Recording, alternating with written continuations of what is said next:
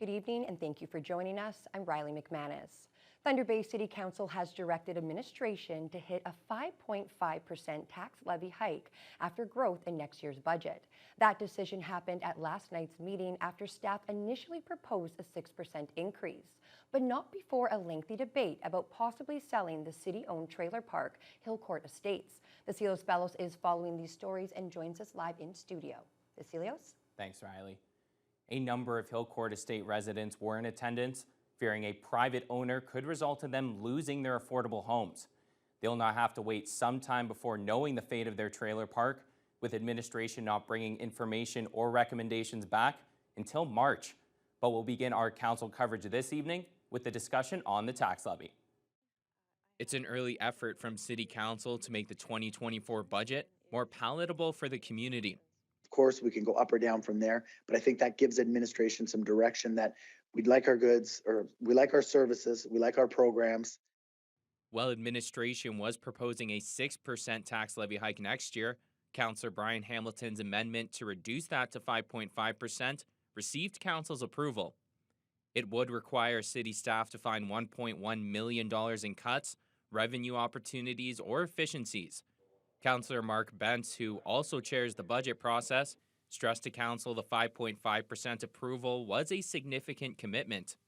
Let's not get to January and when the heat gets turned up and then say, can you go find another 1.5%? Because we do not want our administrators in a year-round budgetary process. If the large tax hike moves ahead next year, city staff says things should level off the following year, with a projected 2.9% levy increase in 2025. And then if they also want to do something other with it, then keep it as a mobile home park. Then where do we end up?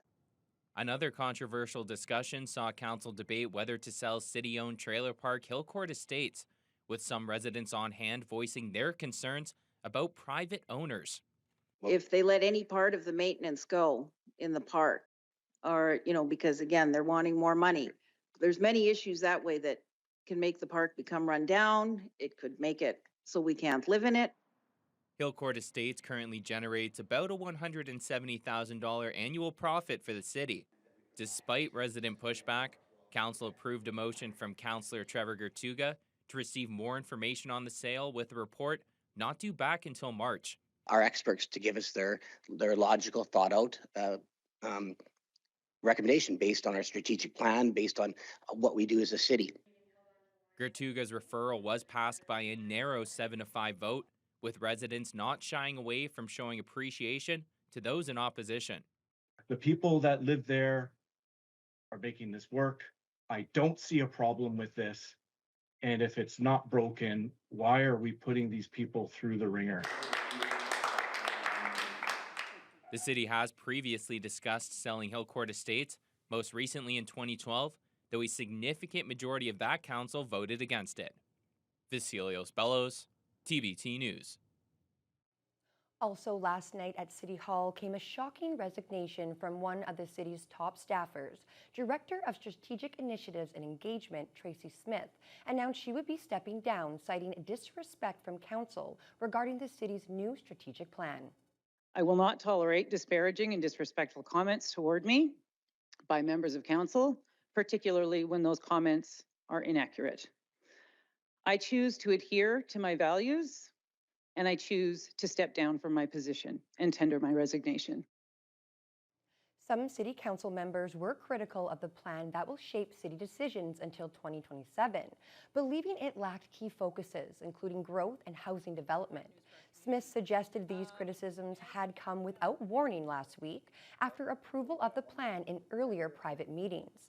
Smith recognized a number of people she worked with at City Hall, but left out council in her speech.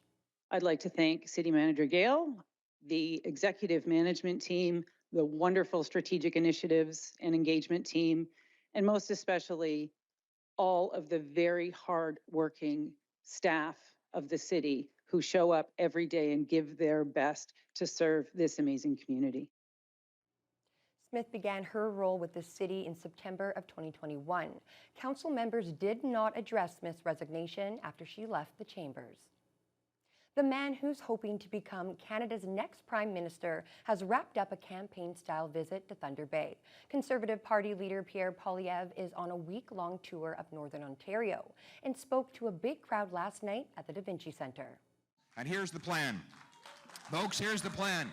We're going to bring home lower prices by axing the carbon tax and the inflationary deficits. Yes. Axe the tax. Axe the tax. Axe the tax. Axe the tax. Axe the tax. Close to 400 Thunder Bay area residents attended the rally, where Poilievre spoke about his plans to cut housing costs, lift the restrictions on hunting rifles, and address the drug problem in Canada. But his main target was the Trudeau government's controversial carbon tax. Poilievre also expressed his colorful views on the current Prime Minister, who is about to shuffle his cabinet. After 8 years, life costs more, work doesn't pay, housing costs have doubled. Crime, chaos, drugs, and disorder reign in our streets. At the end of the day, there's one minister who's responsible for it all. He's the minister that's in charge of everyone. The buck stops with him. He is responsible for the higher prices, the higher taxes, the growing crime, the endless corruption. Why don't we shuffle out Justin Trudeau while we're at it? Shuffle him out. Shuffle him out. Poilievre continued his stop at Thunder Bay today by paying a visit to the G3 grain elevator on Darrell Avenue. The federal opposition leader was joined by Kenora MP Eric Melillo as they spoke to the workers.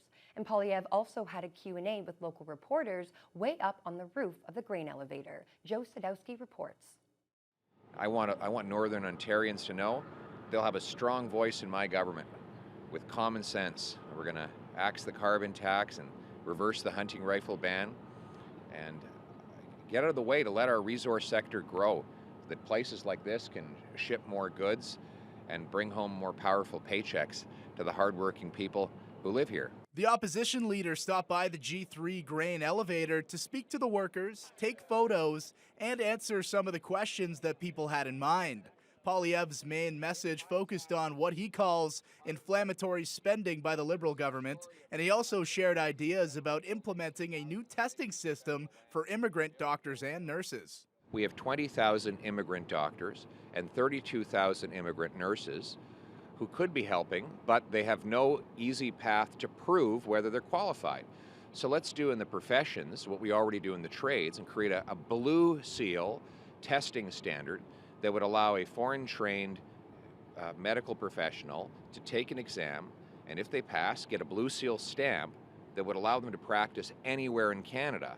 And when asked about the possibility of a federal election this fall, Poilievre said it wasn't up to him. That's out of my hands because there's this costly coalition between the NDP and Justin Trudeau. They have teamed up to raise taxes and double the debt, double housing costs.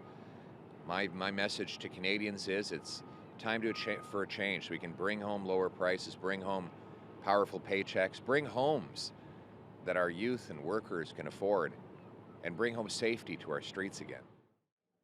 With Poilievre's message of axing the carbon tax being heard in Kenora and here at the G3 in Thunder Bay, the opposition leader will continue his northwest tour in stops in Timmins, Sault Ste. Marie, Sudbury, Kapuskasing, and North Bay. Joe Sadowski, TBT News. Thunder Bay OPP are investigating a single vehicle crash which left one person with serious injuries. Police and first responders were called to the Boreal Road off Highway 590 sometime before 1 o'clock this afternoon. Few details are available, but the injured occupant was taken to the regional hospital by Superior North EMS. The Boreal Road was closed to traffic near marker 36 for much of the afternoon, while police investigated the collision.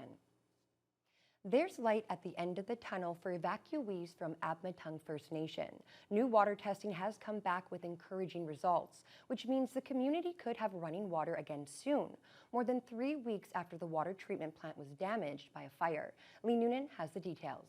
Despite worries that water treatment systems could have been contaminated by burning chemicals when the fire damaged the plant, recent testing shows water quality that's up to par with Admatung's water before the arson.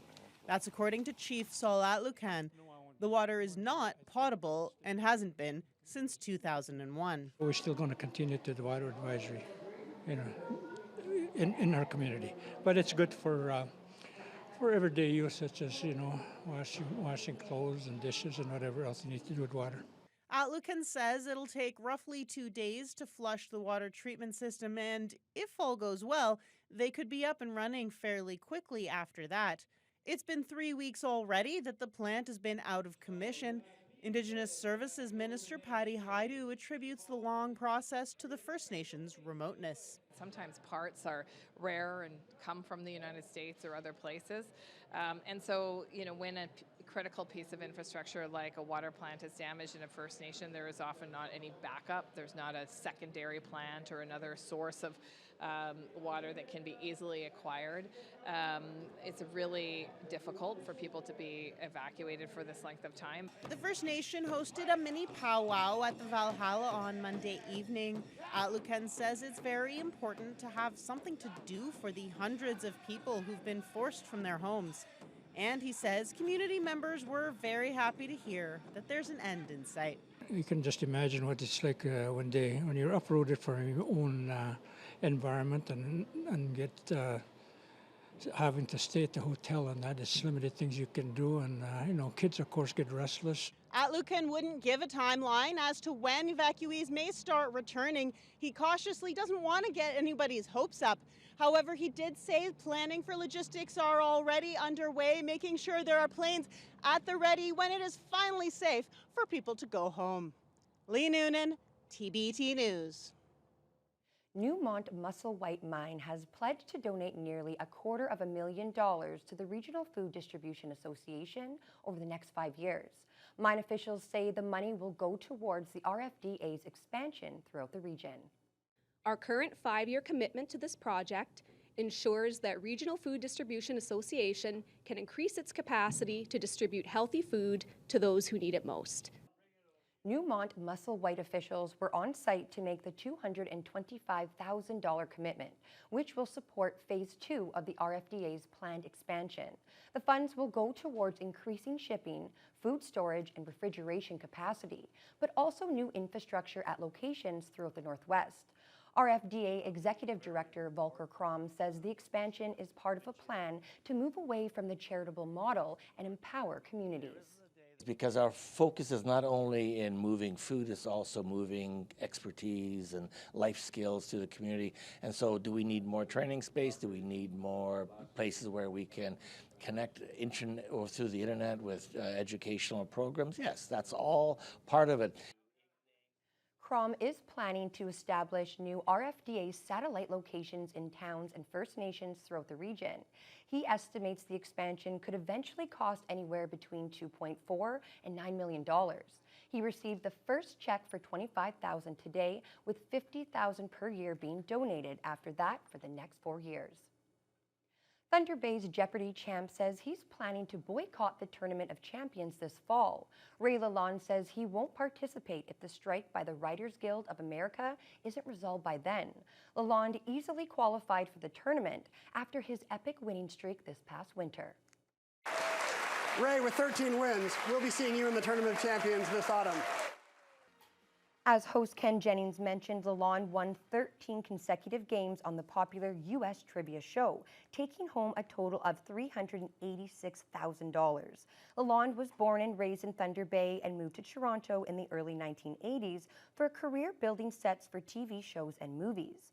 Lalonde says he was looking forward to the big tournament, but he announced on social media this past weekend, quote, "As a supporter of the trade union movement, a union member's son, and a proud union member myself, I have informed the show's producers that if the strike remains unresolved, I will not cross a picket line to play in the Tournament of Champions." Several other Jeopardy champions have followed suit, vowing to boycott the tournament if the writers are still on strike. Well, turning to weather now, Mitch, today was very sticky out there, very humid and hot. Yeah, the humidity is finally making its way to Thunder Bay. Other places in the country, extreme heat warnings and seeing temperatures up to 35. In Thunder Bay, we didn't reach that, but above that average of around 25, so definitely above seasonal temperatures at 28, and it felt like 31, which is what brought the sticky temperatures to Thunder Bay. It was cooler in the morning, but quickly warmed up throughout the day, especially with plenty of sunshine in the area throughout. Just a little bit of cloud coverage with some wind from the southwest, gusting to 21 kilometers an hour. Now, there is some rain making our way to the region with possible thunderstorms at this hour. As you can see, the system starting to move from west farther east into the region at around 6 o'clock. We'll start right now seeing it make its way just in the west side, and that's going to affect the area, especially in Kenora, Dryden, and Fort Francis. Thunderstorms expected tonight. They're going to get the front of this storm as it makes its way in farther to Atikokan and Upsala. Also seeing warmer temperatures currently at 27. The Humidex also very high throughout the day, while Red Lake a little bit cooler at 24, clouds rolling in. They're also expecting those thunderstorms to make an impact tonight, while farther in Armstrong, temperatures warm as well, broke 30 today. So definitely warmer temperatures, plenty of sunshine as we move farther east. Not expecting too much rain as that storm system is going to take a little bit longer to make its way farther east into the region, with Greenstone at 27. But as we make our way farther east, temperatures very nice in Sault Ste. Marie as well. Clear skies throughout the day. Just a little bit of clouds heading into tonight. Now, as for tonight here in Thunder Bay, it is going to drop down to around 16. So still a little bit warmer, but there is a chance of those thunderstorms making their way in tonight, but especially heading into the morning. The wind also gusting from the east 9 to 24 kilometers an hour. And even though we are seeing some thunderstorms, the temperature is expected to be a lot warmer throughout the week as well. I'll have those details in just a little bit. Well, thank you so much, Mitch. Well, tragedy coming from Nova Scotia as 2 bodies of children have been found after that devastating flood. As search and rescue continues, we'll have all those details when we come back. I know that this is a time when words truly are meaningless, but I want the family to know how very sorry we are.